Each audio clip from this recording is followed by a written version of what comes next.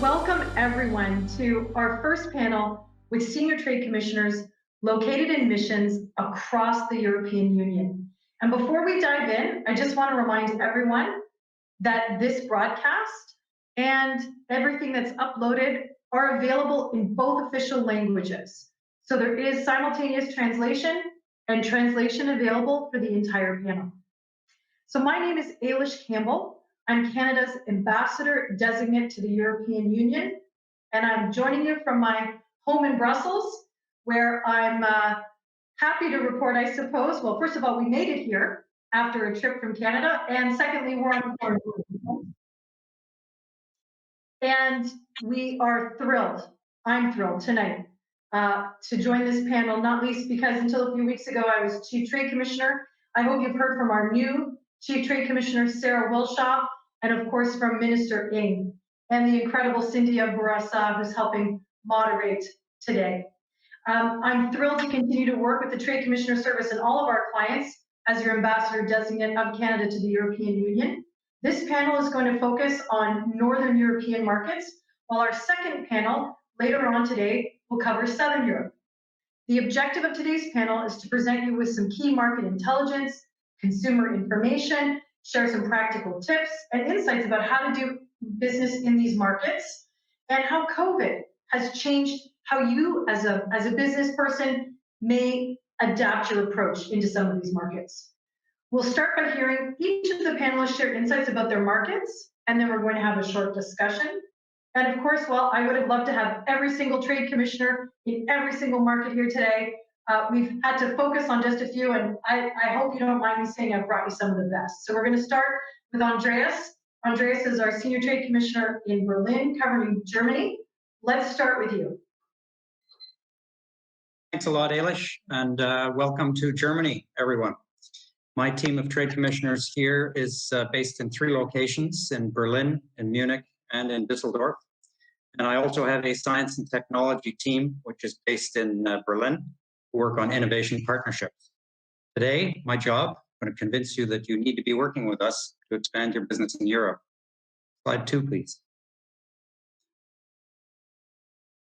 So we'll start with a few numbers. I guess slide 3 is there we are. Start with some numbers. Germany is the largest European country with 83 million inhabitants, about 16% of the European population. Largest economy in Europe and the 4th largest economy in the world, with a GDP of more than $5 trillion, representing 21% of the European GDP. Germany is not surprisingly the first trading partner for most of the other European countries, and it's the 6th most important trading partner for Canada.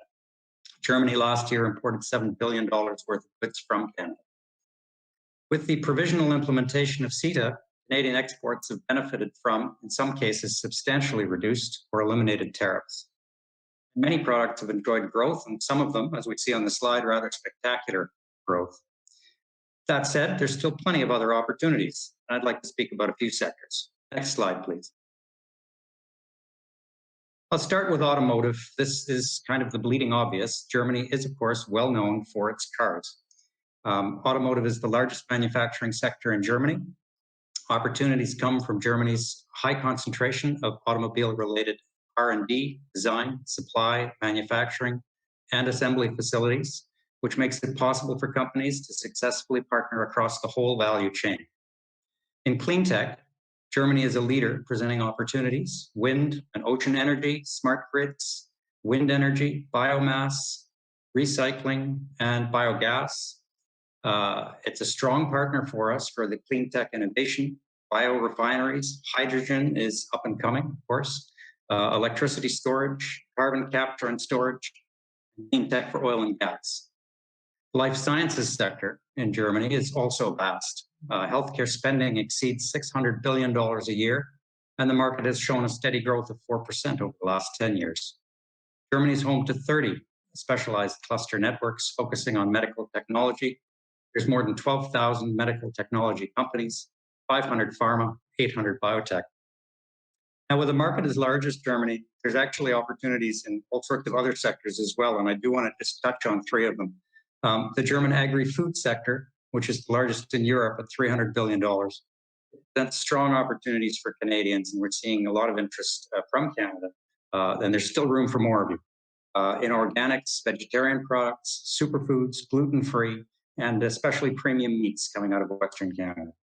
In the aerospace sector, we think about Airbus and the really big planes, but in fact, it's a key entry point into the global value chain in aerospace. From the space sector, equipment manufacturers, material, component suppliers, engine producers, and whole system integrators. In the ICT sector in Germany, Canada is already quite well known in digital media and video games. Always room for more of you, especially playing the video games. And frankly, in this virtual world we're living in, what better way to get yourself in the door than with digital video games across the planet? But the sector also benefits from government priorities in Germany, which include digitization and improved broadband, and of course, the growth in e-commerce, which is benefiting everyone. Next slide, please.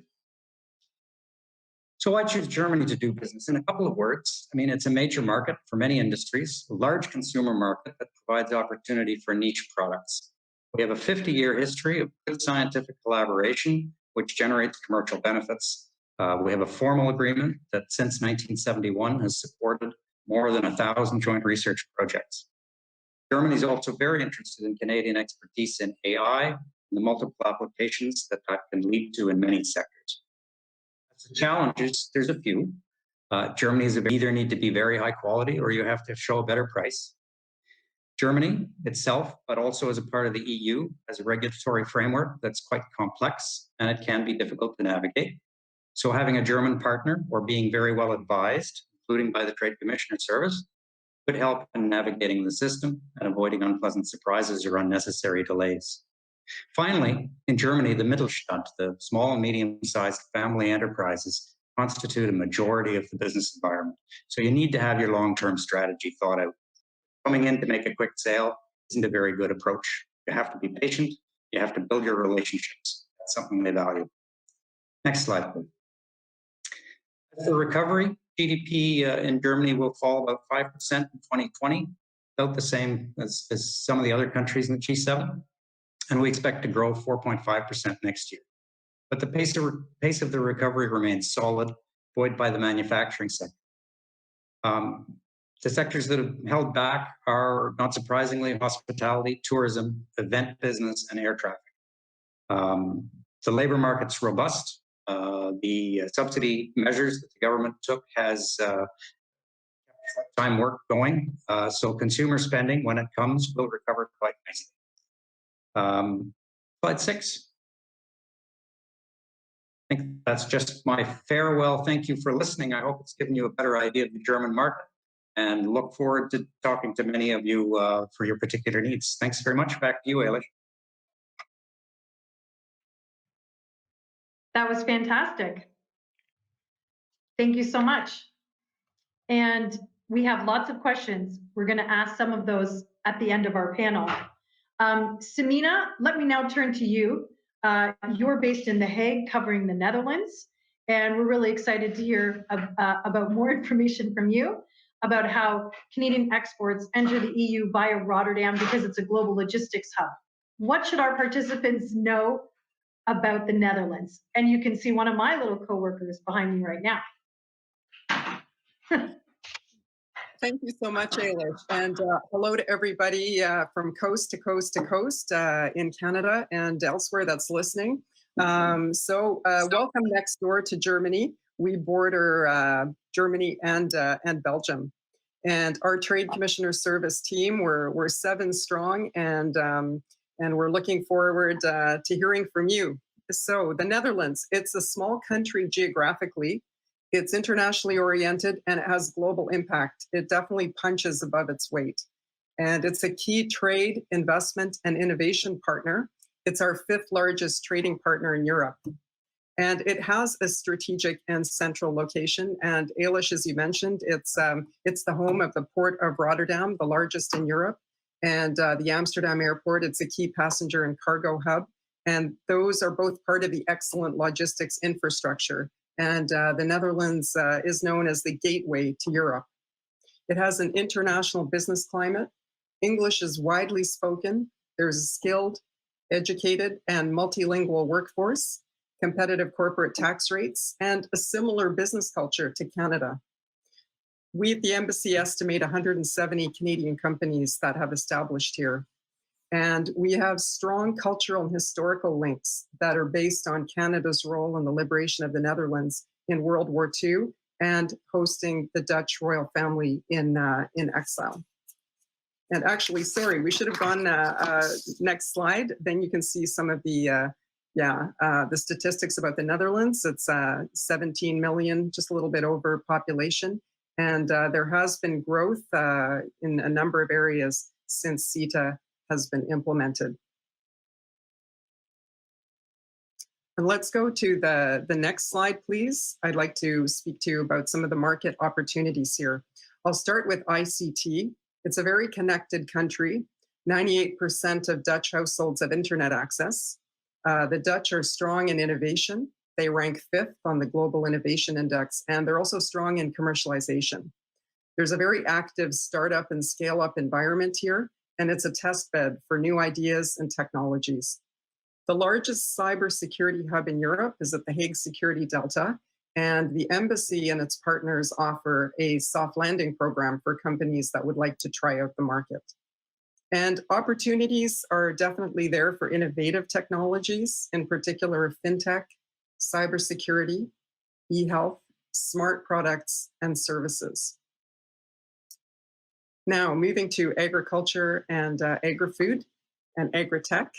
The Dutch are the second largest exports of agri-food worldwide by value after the US. And Dutch buyers and distributors are purchasing for global markets. The organic market here is growing with an emphasis on health, healthy aging, and sustainability.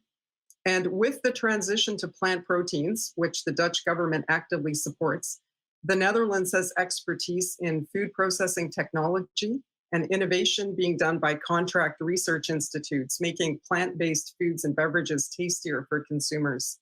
And Canada has the crops, so there's partnership potential.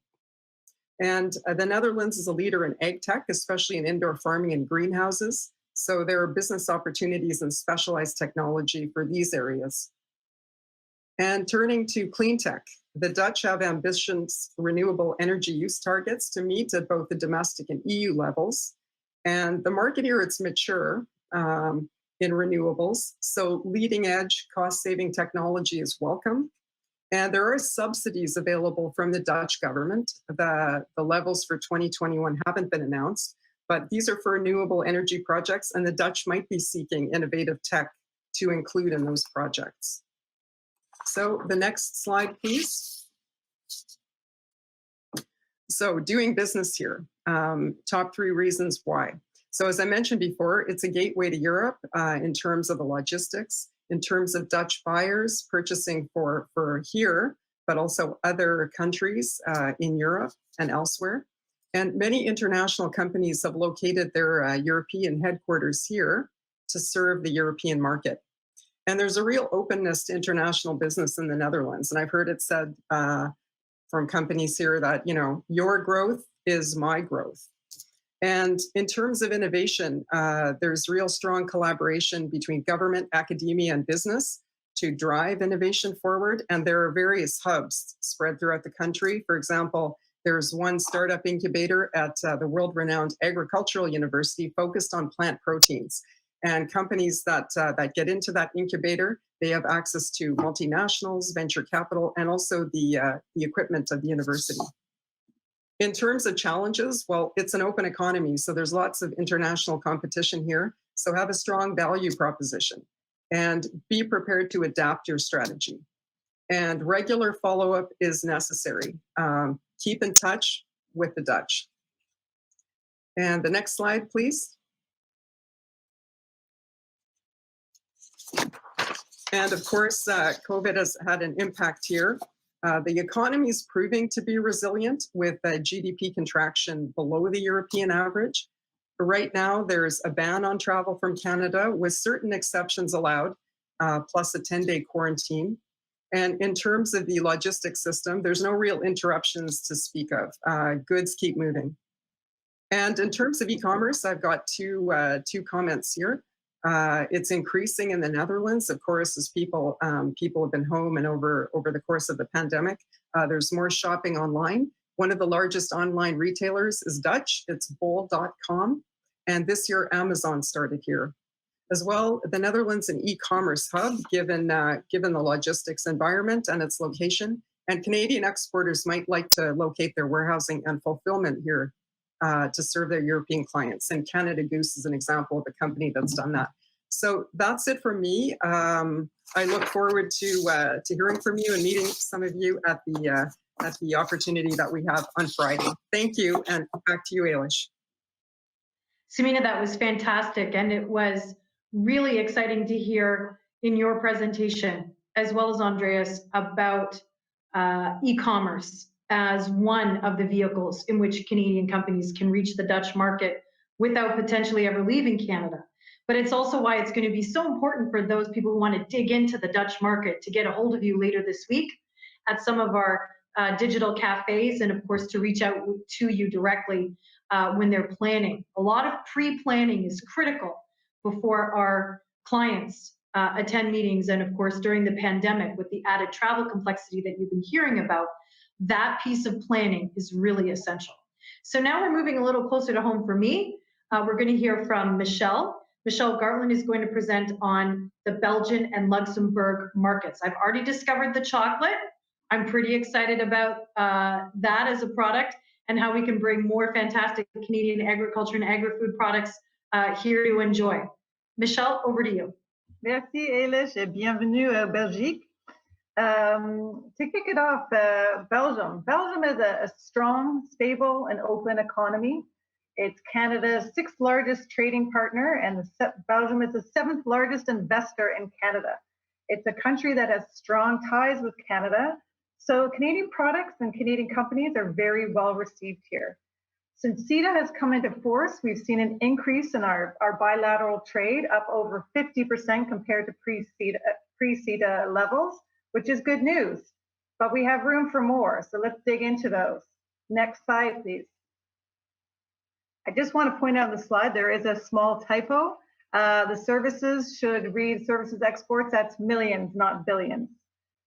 So there's an overview of some of our the tariff removals and some of the products that are doing well here in Belgium. Next slide, please.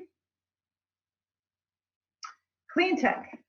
Well, Belgium is lagging behind, unfortunately, in reaching some of the EU Commission targets. They've also been getting a bit scolded from the Commission for setting unambitious targets. Belgium will not achieve its green energy objectives this year, but the good news is there's a new Belgian government that has set some ambitious targets and is going to invest heavily in renewable energy while moving away from nuclear. So this is good news for Canada because we're strong in renewable energy, and it's also going to drive the opportunities in smart grid and energy storage, key areas where Canada is strong. If we look at ICT, Belgium is a digitally savvy, connected population, but I think it would be fair to say that Belgium has not necessarily been an early adopter of some of the technologies, but we've seen accelerated growth in the digital technology sector recently. And I'll talk just a bit about the e-commerce. Last year, Belgium spent 9.2 billion online. Not bad for a population of 11 million. And the key driver for this has been really the retail sector, which has taken off because of this change in consumer patterns. So this means that there's a huge drive for all the e-com platform services. My key tip here is to consider Belgium as a base for your e-commerce services. It's got a fantastic infrastructure and logistics system to get you through Europe, but also there will be a slight investment on tailoring it to the 2 languages of French and Dutch, but think of the cross-border opportunity. You are flanked by bigger markets, the Netherlands and France, so you're investing for a smaller market to get a bigger gain. If we look at cybersecurity, another area that the Belgian government is investing in, because 75% of Belgian companies last year were victims to cyber attacks. So consumer and business demand is really pushing the government to look more seriously at cybersecurity solutions. And again, this is just opening up the market, and this is another area where Canadians are very strong. Agri-food, big industry in Belgium. 10th largest importer of agri-food and seafood products. The majority of the imports are coming from Europe, but there is a significant portion coming from the US. And I think that's where we as Canadians can have a significant advantage because we, through CETA, have the tariff elimination, giving us a price advantage, competitive advantage. There's a growing segment in urban farming, high-tech rooftop and vertical farming and shipping containers. The Belgian government has put out investment, private and public financing tools to support the growth in that sector. Again, this is another niche area where Canadians can diversify and explore. And as well, organic, sustainable products, all areas where I think we have a competitive advantage in Canada. Next slide, please. So if we look at why Belgium, Belgium is an export nation. Over 70% of the GDP in Belgium comes from exports. So they are multilingual, savvy exporters who make good partners to take you through Europe. Belgium is central. 60% of Europe's purchasing power is within 500 kilometers. Germany, Netherlands, France. So land softly in Belgium, work out your kinks, work out your exporting, identify a partner, and then launch yourself into some of these bigger, more competitive, and slightly more aggressive neighboring markets, which are very lucrative. COVID update, I've already talked about, next slide, please. I've already talked a bit about the e-commerce opportunities, so I'll just dig into the other one I've identified here, which has been the pressure on the logistics and the infrastructure system. You know, with COVID, it has put significant pressure on this industry, which has driven the need to improve processes and digital technologies that can play a key role here. And if we look at the Port of Antwerp, they've been a real innovative partner in this logistics issue, and they're looking at deploying AI and drone technologies to improve efficiencies. And last slide, please. Before I go, I just wanted to touch on Luxembourg, another market that I'm responsible for. It is a small market, but it's highly innovative and well-financed. It has been a real favored location for some of the banks and financial services that are leaving the UK due to Brexit. So we'll see a need and an increase for those financial services. And because it's small, it's easy to access the decision makers, powerful decision makers, and there's less red tape you need to go through to bring your innovation to market. So you see a lot of companies using Luxembourg for their desire to have innovative technologies, but also they can get them to market fast. So if you look at clean tech, green infrastructure, automotive, there's some really innovative trials and demonstrations going on. And lastly, I mean, they ratified CETA. So they're on our books. Thanks, Ailish, back to you. That's great. Thanks so much, Michelle. And people may be hearing about the ratification of the comprehensive economic and trade agreement, the CETA free trade deal that we have with the European Union. Throughout the presentations, of course, it's one of our hallmark trade agreements, along with, of course, our fantastic trade agreements that link us to markets like the US and Mexico, and the comprehensive and progressive Trans-Pacific Partnership that links us to Asian markets, including Japan, Australia, New Zealand, and many others, and of course, other bilateral agreements that join that great web. The important thing to note is that the deal has been brought into practice, the vast majority of it. And it's just some sections that need these ratifications that you'll hear some of our trade commissioners talking about. But rest assured, the agreement is alive and well and working fantastically over the last 3 years. And we've seen exports, particularly those that have had their tariffs cut, increase rapidly. Michelle, that was super exciting. And as you were talking, I couldn't help but think, because Belgium is home to languages, French, Dutch, German, and of course, English as well, to remember to flag that our Can Export program for small business can help companies translate their marketing material. That's one of the cost-sharing benefits of the Can Export program. It can also help with digital optimization if you're working on optimizing either your platform or the platform that you sell through. For example, if you're a Shopify merchant, another great Canadian company and a Trade Commissioner Service client, that you can use our Can Export program if you're a small business to also help optimize your business and prepare for these markets so that when they open in what we hope will be a few months, as COVID comes under better management and the waves decrease here, that your company is ready for these markets. So we spent a little bit of time kind of in the, so to speak, in the west of Europe, and now I'd like to head east. Francis, you're our Senior Trade Commissioner in Poland. Can't wait for you to tell us more about the Polish market. Over to you. Thank you very much, Ailish. As mentioned, I'm the Senior Trade Commissioner here in Warsaw. I'm accredited to both Poland and also to Belarus. So it's both very interesting files. So I'll speak a little bit about why you should choose Poland over some of my colleagues' markets in Europe. So Poland is an important and dynamic market located in the heart of Central Europe. It's bordering on the EU countries to the north, south, west, and Russia, Belarus, and the Ukraine in the east. And maybe I'll go to the next slide.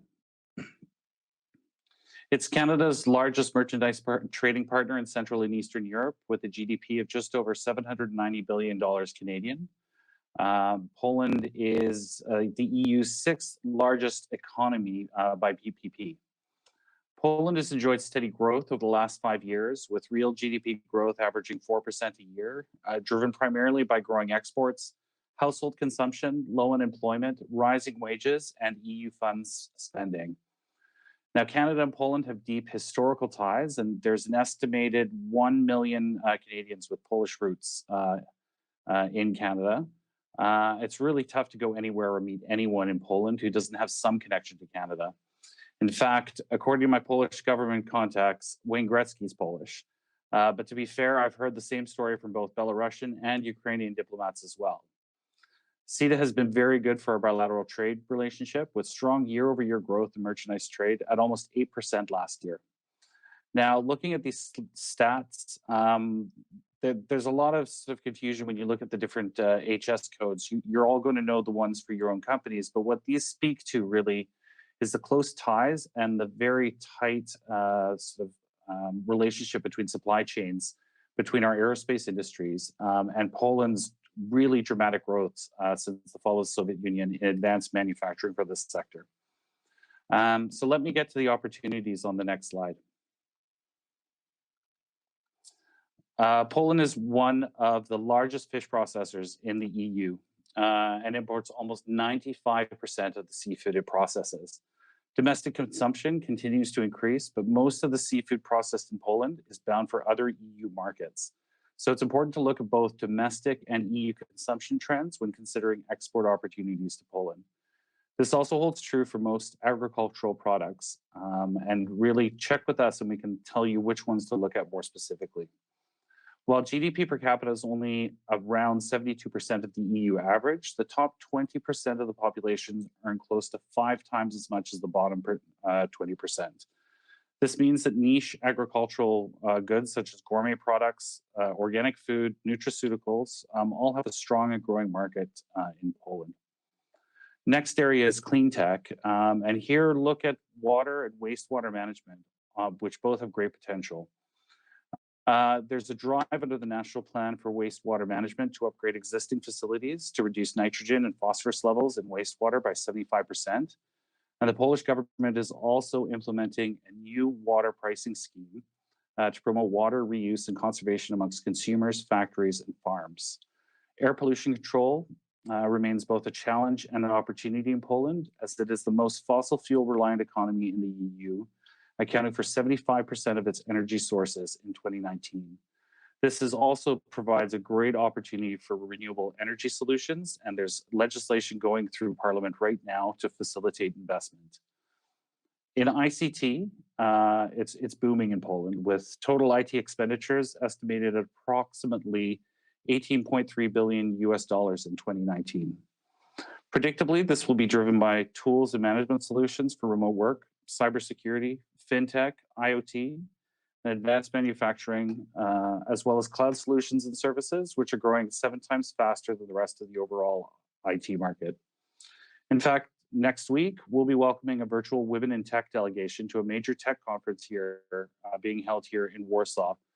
on Wednesday and Thursday. Now, just before I leave this slide, I want to touch on defense quickly because there's significant opportunities in the sector as Poland is undergoing a major defense modernization project. Changes happening across their armed services and in every area of operation. But really, I can't stress enough, you need to speak to your trade commissioners and defense team here in Poland in order to be successful in this sector. Which actually works as a nice segue to my next slide in terms of doing business.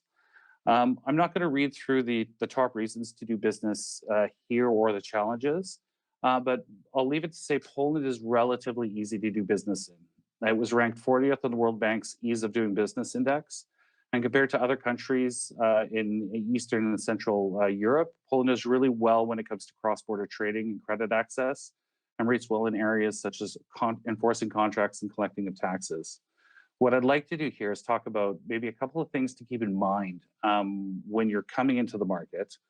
And pricing remains critical for positioning a product or service for sale in Poland. As with many markets, relationships are critical to any sale. Pre-COVID, I would have said that final purchasing decisions usually required a face-to-face meeting, but this is changing. Finding a good local partner distributor is fundamental if you're looking to really break into the market. And where language is a challenge, as someone who's been here since 2018, Polish is an extremely difficult language to learn. But the English is fairly widely used in urban centers. But these are all areas where the TCLs can help you navigate the market. So on the next slide for COVID, you've heard from my colleagues, and effectively very similar situations exist in Poland as they do in the rest of the EU. It's been a challenge. There have been parts of the economy that have been hit hard. One thing I'll note is that there is no travel ban for Canadians traveling to Poland right now. You do still have to quarantine on the way back to Canada. So COVID really presents both a challenge and an opportunity, and is very, very specific to your sector. My best advice is come speak with me and my colleagues. We've got a team of 7 trade commissioners here in Poland, and we will help provide you with guidance specific to your company's needs to help you have success in this market.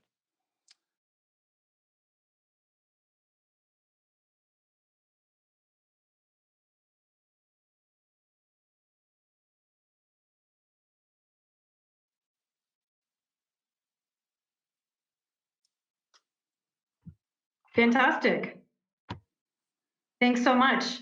And we're going to come back to some of these key themes about how business is adapting in each of these markets. And if each trade commissioner could just think in our rapid fire Q&A session coming up after Michael's presentation, I'm going to ask you what the top mistake people make when they come into your market. What's the top mistake SMEs make, and how can we help troubleshoot some of those in advance? But first, back over to Michael. Michael, thrilled that you're going to present on the Nordic markets. I have to say I'm missing the snow. There's no snow here in Brussels. I know people back home might be sick of it already. My best friend in Calgary says she can send me as much snow as I want. But you're up in, well, remind me, I want to say you're based in Copenhagen, if that's right, but you're going to remind me. That's right? And you're going to be covering the Nordic markets where we have the TCS teams ready to help exporters. What should our participants know when they're thinking about exporting to Europe and to the Nordic markets in particular? Thanks. Thank you, Ailish, and thank you all for joining this wonderful session. The Nordics, so they are individual countries, but I'm presenting them as a region, partly because they do have many characteristics in common. And that is, they are open economies, they are very innovation and sustainability focused, and they have a lot of like-minded features with Canada, both in business climate, but also in values and in culture, which makes them an interesting place to partner in Europe, especially if you're focusing on innovative products and coming in with something new and exciting for the market. Next slide, please. So looking at some key facts, that 1.5 trillion GDP figure would, taken together, these 3 countries would actually put them slightly behind Canada on the ranking of GDP, which is significant given how small they are, especially on their own. Looking how that breaks down, Sweden would be about 45% of that, Denmark would be about 30%, and Finland would be about 25%. Under CETA, trade has been up about 30% since a provisional application, which has been great. But the Nordics have been very supportive of CETA right from the beginning. They're one of the first countries to ratify, which reflects their pro-trade nature. And we've seen big increases in products, some maybe not so surprising, like seafood, where there was big tariff reductions, but we've also seen a diversification of the types of seafood coming in to the Nordics. But you also see key industrial components, such as electronics or components in manufacturing. They've been up too, and that speaks to the role the Nordics play in major value chains, both in Europe and worldwide, in areas like clean tech, in automotive, in aerospace, defense, and other sectors. Next slide, please. So looking at some of the market opportunities, and a common thread through all of these, we focus on sustainability and innovation. This comes up a lot here, and that's a big part of how Nordics see their value proposition to the world and to Europe. So it's important to keep that in mind when doing business here. Starting with agri-food and seafood, I mean, seafood, as I mentioned, has already been up, and that's a promising and ongoing area of opportunity. But we're also seeing increasing interest in sustainably harvested, healthy, organic, novel niche products here. And to encourage that on, we're looking to do a Taste of Canada Innovation Challenge, hopefully in the next year, to introduce innovative, fine Canadian products to potential buyers and potentially restaurants here in Copenhagen. So you can keep that in mind for next year. Under clean tech, Nordics are known for their sustainability. Some major companies are based here. I'd like to point out that in Denmark, climate action is a big priority and a big feature in green recovery. And you'll see that as a theme as well, where they're really doubling down on that to spur on the economy.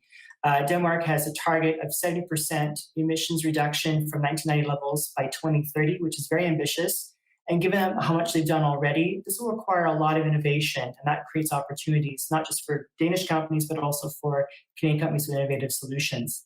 And I'd like to plug something that's ongoing right now. Vestas has partnered with Foresight Accelerator in British Columbia, as well as the TCS here in Denmark, to do an innovation challenge focused on wind turbine blade design and recycling. We're looking for Canadian innovators to offer new solutions in circular economy around wind turbines. The challenge has been open for about a month now, but it closes on December 4th, so 2 days from now. So if that's of interest to you, Google Foresight and Vestas. You'll see the challenge, and I encourage you to put in your application. ICT, the Nordics, these three countries rank near the top of digitization in Europe. They have strong policies, high public sector adoption of digital technology, but also encouraging high trust in digital services, meaning in financial technologies and consumer electronics and other areas. In an industry, you see high adoption and opportunities to innovate and take on new opportunities. So if you're an ICT innovator, this could be very interesting for you. I'd like to plug a key event here called Slush. It's a startup and investor conference taking place in Helsinki every fall. And that's often something where we plan coordinate a program around for Canadian companies who are interested. Life sciences, you have publicly supported healthcare with innovative healthcare systems that are open to innovation. And because with small, I would say relatively homogeneous populations, they can often have advanced services like e-health records that make certain things possible that aren't possible to do in other parts of the world. We've also seen under COVID some adoption of Canadian technologies as well. So for example, in Sweden, the public health agency there is piloting a rapid COVID test coming from a Canadian company.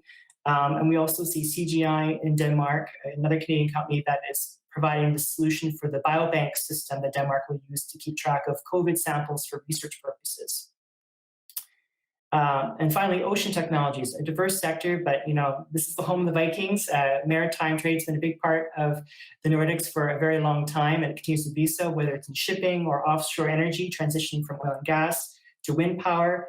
But also we see it in maritime defense, and we've seen some very good successes recently with Canadian companies working with the Royal Danish Navy, Kraken Robotics comes to mind with anti-submarine sonar systems, and so we see that continuing going forward as well. Next slide. So again, reasons to do business in the Nordics. Again, it's a business-friendly, well-connected, trade-oriented place. There's a lot of goodwill towards Canada. It's familiar operating environment if you're coming from North America. People speak English incredibly well, so that's a very easy way to come in. Again, a focus on innovation and long-term thinking and long-term partnerships. They're not in it, they're looking for that win-win, they're looking for those partnerships. That creates long-term stable opportunities with people who are really wanting to be at the forefront of innovation and create competitive value going forward. So that's a really good value for you coming in as a Canadian company. Some challenges, while they are small markets, and as you might imagine, they're competitive, very strong incumbents who are at the top of their game. So it takes time and persistence to break in. They want to find that win-win, but they want to find that long-term relationship.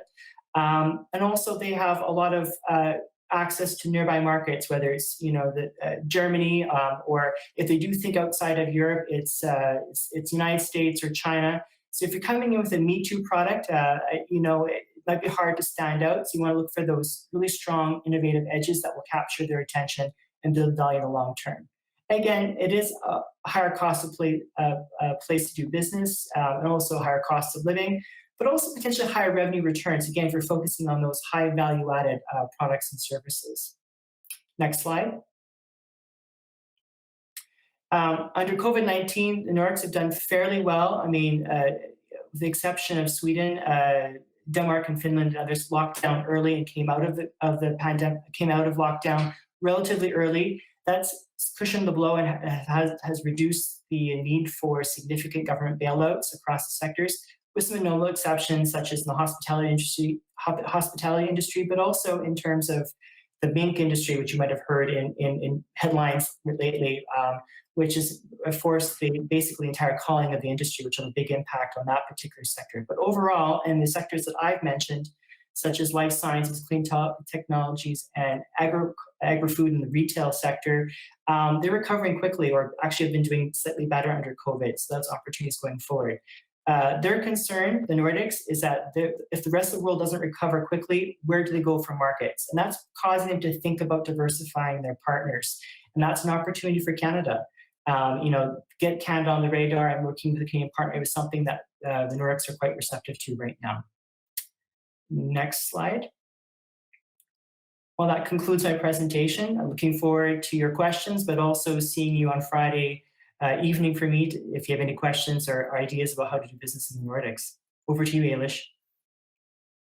Thanks, Michael. That was fantastic. And I really like how you ended that about the fact that in your market, and in fact, from all the senior trade commissioners that we've heard from today, the openness to finding new partners, that the pandemic has created new digital channels, but also this awareness and almost like a pause or a time when people have had to focus deeply in on their business strategies, and so are looking for new partners.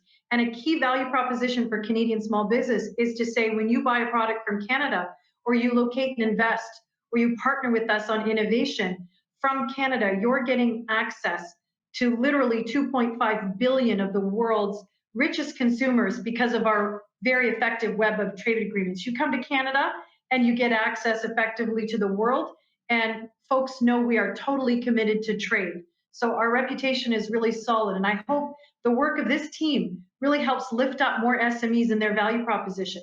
We've got about 5 minutes left, and we're going to the true rapid fire round. So I want to hear the quickest sentences that trade commissioners have ever uttered in their lives. If you could stop someone from making a mistake in your market, what's either your top tip for preparation or the top mistake to avoid? We're going to go in the same order as our presenters. Andreas, you're up first, and just pass the baton around. Go.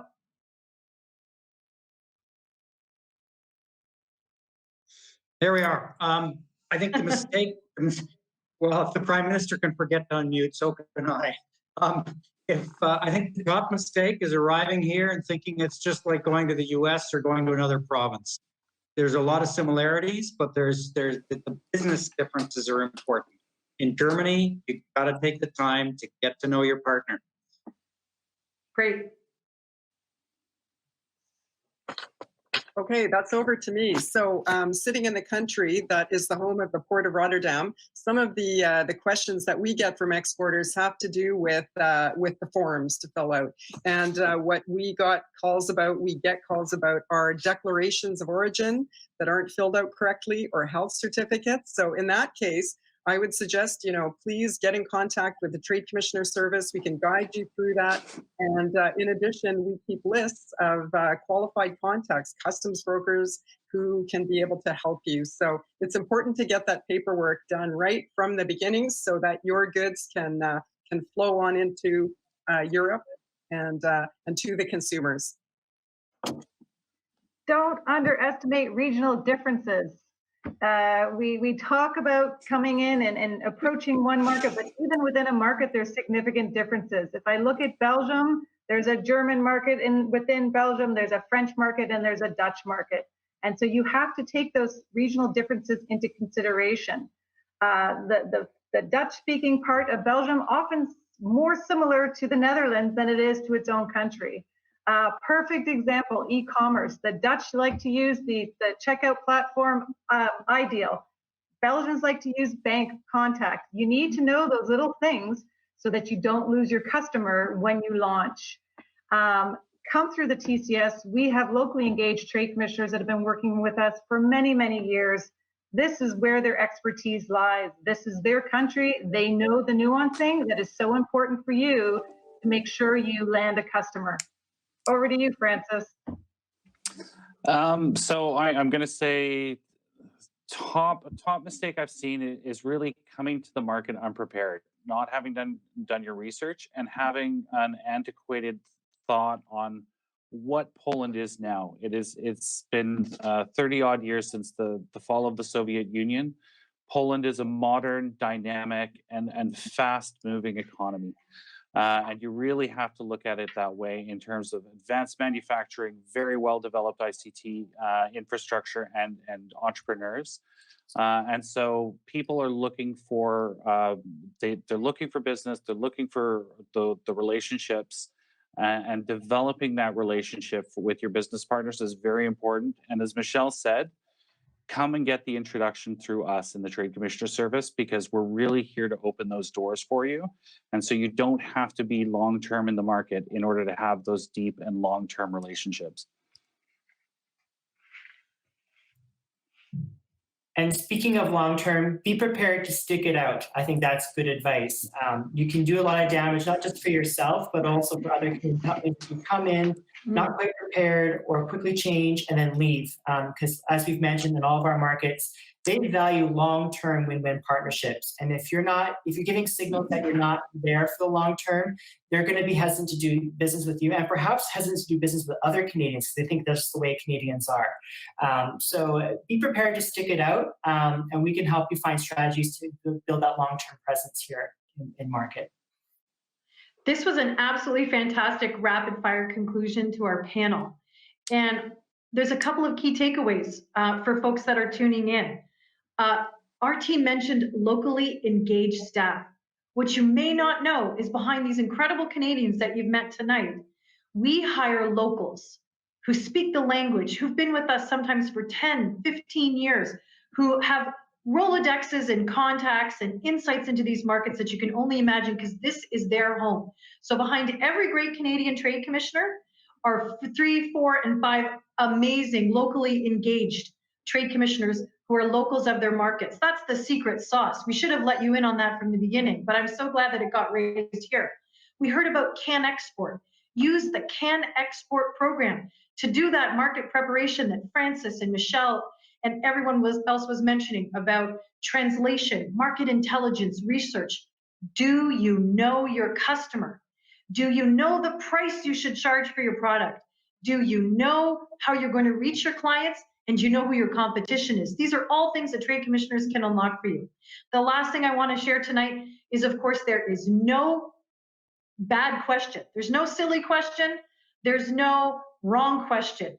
There's also no wrong door. If you ask us a question and the Trade Commissioner Service isn't the right match to get you an answer, we have those qualified contacts that I think was so powerful that Samina highlighted. We will refer you on to a customs broker, a lawyer, an internet specialist, a banker. We have all of those qualified contacts ready and waiting for you.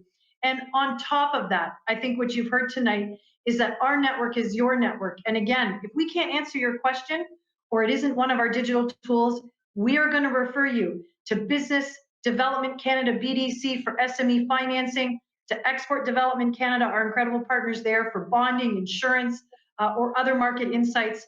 Whatever you ask, it's our job to help find you the right place to unlock your growth potential. It's been a great night for me to learn about these markets along with all of you. I hope you found something interesting. Please note that Friday, December the 4th, between 1 and 3 p.m. Eastern Time, you're invited to consult our trade commissioners for their on-the-ground insights. You can click on the respective country tables and join them. Those will be on the right-hand side of your screen. And remember, there's another great panel coming up after this one about Southern Europe. So again, my name is Ailish Campbell. I'm based in the EU. We all can't wait to see you here. Thanks so much for joining our panel tonight.